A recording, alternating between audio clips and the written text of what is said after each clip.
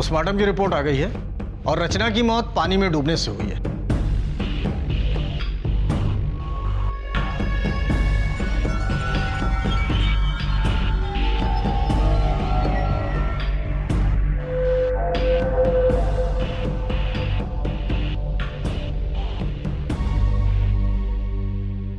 यह है डॉक्टर अवस्थी और इन्होंने ही रचना का पोस्टमार्टम किया है।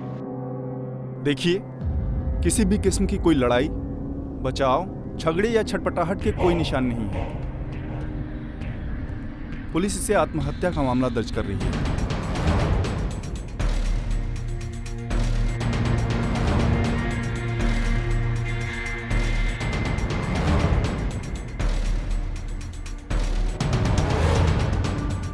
आत्महत्या? ये क्या कह रहे हैं आप? ये कैसे हो सकता है? क्या बकवास है ये? हाँ डॉक्टर साहब, ये आत्महत्या हो ही नहीं सकती। रचना आत्महत्या नहीं कर सकती, कभी नहीं। देखिए, हमने ठीक तरह से जांच की है और नहीं, आपने ठीक से जांच नहीं की। हम ऐसा सोच ही नहीं सकते। आपसे गलती हुई है जी। और रचना आत्महत्या करने वालों में से नहीं है। नहीं है वो। देखिए, आप लोग यहाँ शोर न मचाएं प्लीज। ये हॉस्पिटल है और हम लोग अपना काम ही कर रहे हैं। हम लोगों ने जो देखा वही लिखा है। देखिए, आई एम सॉरी, इस मामले में मैं आपकी कोई मदद नहीं कर सकता। नाउ प्लीज एक्सक्यूज मी, मुझे जाना होगा। झूठ है, आपको पता है सफेद झूठ है। आप कह रहे हैं रचना डूबकर मर गई? ये तो हो ही नहीं सकता, इम्पॉसिबल। वो पानी से कितना डरती है मैं जानती हूँ। मैं अगर उसे खुद को मारना भी होता, वो हिम्मत ही नहीं होती उसकी पानी के पास जाने की। आपको पता है आप झूठ बोल रहे हैं। क्यों क्यों झूठ बोल रहे हैं आप?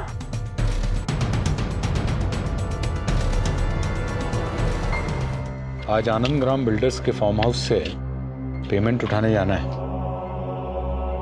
यदि वो टालने की कोशिश करे या हमने कहा था ना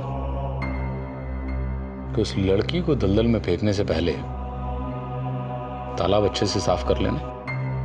कि दुपट्टा वहां कैसे रह गया? डॉक्टर साहब, हमने ठीक से देखा था। लगता है वो दुपट्टा कहीं फंस गया होगा।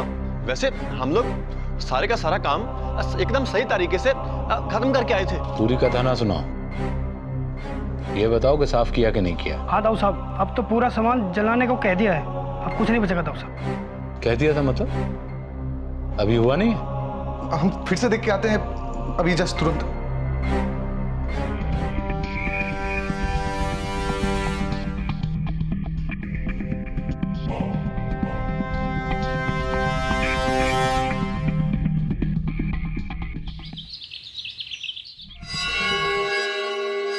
देखिए, कभी कभी इंसान जब बहुत ज्यादा परेशान होता है या मानसिक रूप से असंतुलित होता है तो वो ऐसा कुछ कर सकता है। लेकिन ऐसे में यह कह पाना बहुत मुश्किल होता है कि कोई क्या कर जाएगा। और फिर तनाव और डिप्रेशन तो बहुत बड़ी बीमारी है।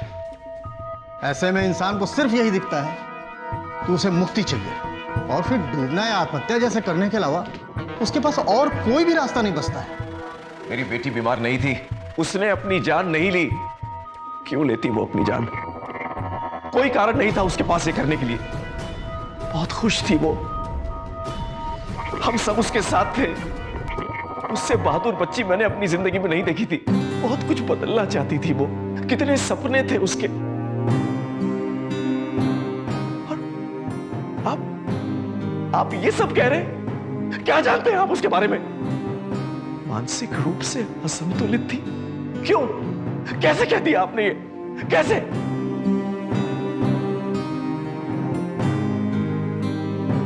मैं इंस्पेक्टर राणा, इस मामले में आगे की जांच अब मेरी टीम करेगी। छानबीन करने की कोई जरूरत नहीं है इंस्पेक्टर साहब, मामला एकदम साफ है। हमें यकीन है कि हमारी बच्ची को मारा गया है। मर्डर हुआ है उसका, और इस मर्डर के पीछे ठकराल का ही हाथ है। उसे सब कुछ मालूम है। आप लोग जाकर उससे पूछताछ क्यों नहीं कर रहे हैं? देखिए, आप बिना सबूत के किसी पे ऐसे इल्जाम नहीं लगा सकते। सबूत? आपको सबूत चाहिए? बच्ची मरी है, इससे बड़ा सबूत क्या हो सकता है?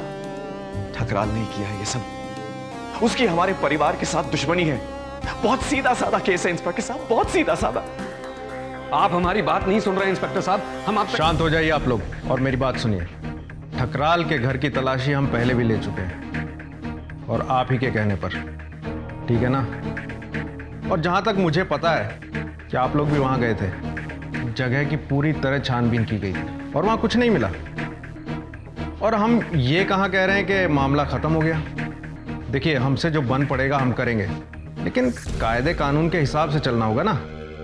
और डॉक्टर की रिपोर्ट के हिसाब से कोई जोर जबरदस्ती के निशान भी नहीं मिले। किसी भी तरह की कोई गलत हरकत की झलक भी दिखाई नहीं देती है। लेकिन रचना खुद से नहीं डूबेगी। कि ये जाना काफी नहीं है कि उसके साथ कुछ गलत हुआ है? आप हमारी बात क्यों नहीं सुन रहे? देखिए, हम इस चीज का पूरा ध्यान रखेंगे, आप लोग निश्चिंत रहिए।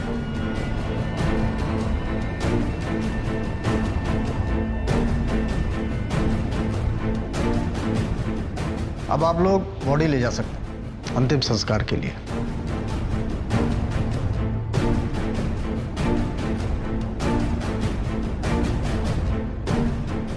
सुषमा जी, सुषमा जी, सुषमा जी,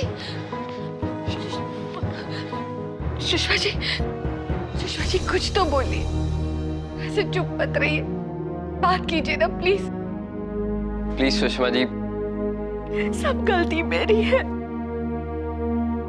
ऐसा क्यों बोल रही है? ऐसा मत बोलिए, हम सब परेशान हैं। ये मेरी जिम्मेदारी है, मेरी वजह से हुआ है। पता था ठकराल ऐसा कुछ करेगा। उसने धमकी दी थी, बार बार चेतावनी दी थी और मैंने भी रचना को बताया था। मैं खुद गई थी वहां उस रैली में रचना से कहने, मैंने उसको बोला भी, लेकिन उसने नहीं माना। लेकिन इसमें भी गलती मेरी ही है। मैंने उसे हमेशा बताया कि इस लड़ाई में उसे रुकना नहीं है, आगे बढ़ना है। उसे डर कर हारना नहीं है, आगे चलना है। और वो चलती ही गई। वो नहीं रुकी। वो नहीं रुकी जब तक ठकराल ने उसे हमेशा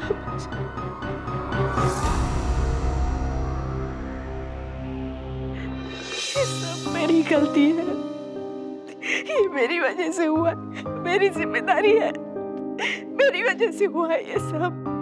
काश आपको पता होता कि कुछ ऐसा हो जाएगा। किसी को नहीं पता था,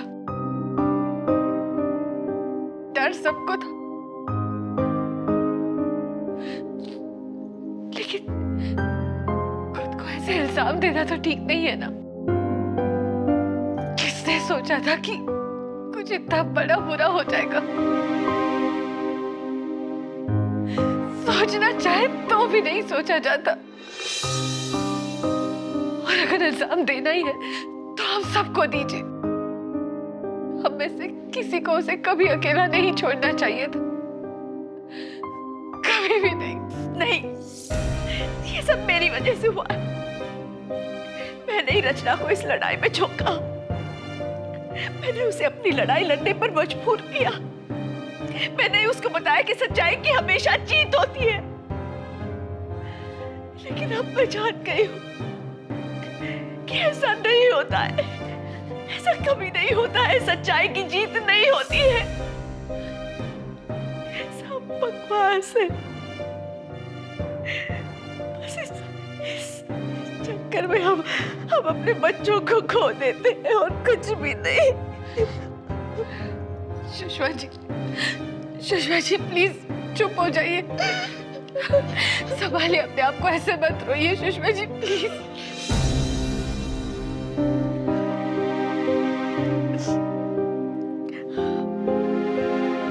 आप मेरी चिंता मत कीजिए, मैं संभल जाऊंगी।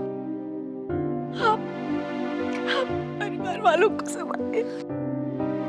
वीरेंद्र जी, राहुल, अनु,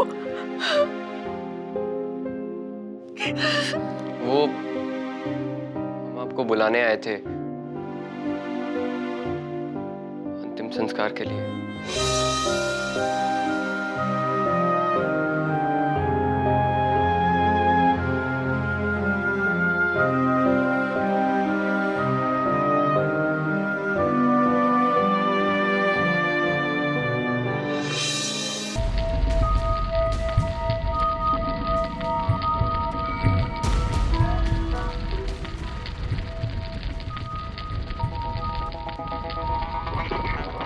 वो सब कुछ जला दिया ना? कुछ नहीं था, बस एक जूता ही तो था। वो दुपट्टा भी जला दिया, अब कुछ नहीं बचा। चलो चले।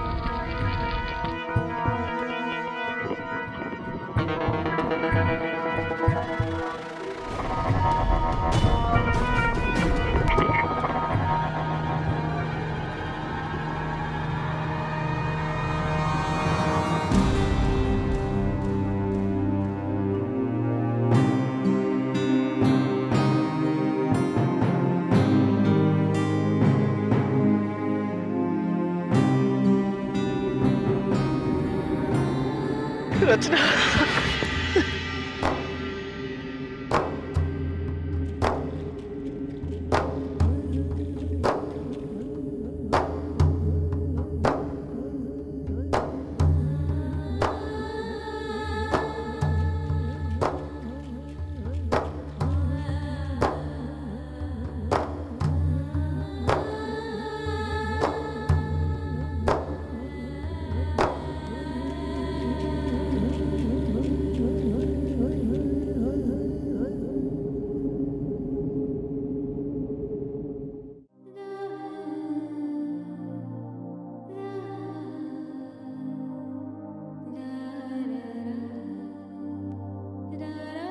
तुम्हारी जिंदगी अचानक ही खत्म हो गई है रचना, पर तुम्हारा सपना अभी जिएगा। जिस आसमान को तुम छू नहीं पाई, तुम्हारे सपने वहीं उड़ान भरेंगे। तुम्हें प्यार करने वालों की आवाजें अभी भले ही कमजोर होंगी, लेकिन वो फिर उठेंगी। एक दिन ये आवाजें ठकराल के पापों की चीख से ऊंची उठेगी। ठकराल बर्बाद होगा, सर्वनाश होगा उसका, और तुम्हारी आत्मा आजाद हो जाएगी। मैंने कभी नहीं माना था रचना कि हमें इंसाफ नहीं मिलेगा। बस ये नहीं सोचा था कि उसके लिए इतनी बड़ी कीमत देनी पड़ेगी।